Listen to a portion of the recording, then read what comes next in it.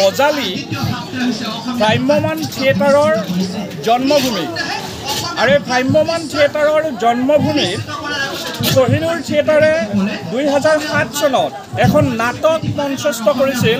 সেয়া আছিল অবুজ দৰা অচিন কইনা।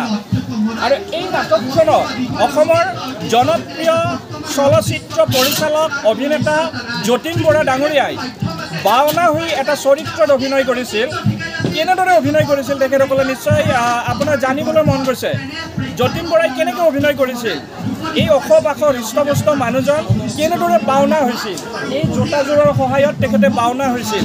আজি আপোনালোকে এই ভিডিঅ'টোত চাওক যে এই জোতাযোৰ পিন্ধি যতীন বৰা ডাঙৰীয়াই অবুজ দৰা অচিন কইনা নাটকৰ বাওনা চৰিত্ৰত অভিনয় কৰিছিল।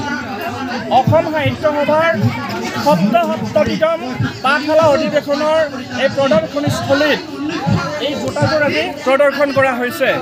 ভালকৈ চাওক, এই জোতাযোৰ পিন্ধি যতীন বৰাই বাওনাৰ চৰিত্ৰত অভিনয় কৰিছিল।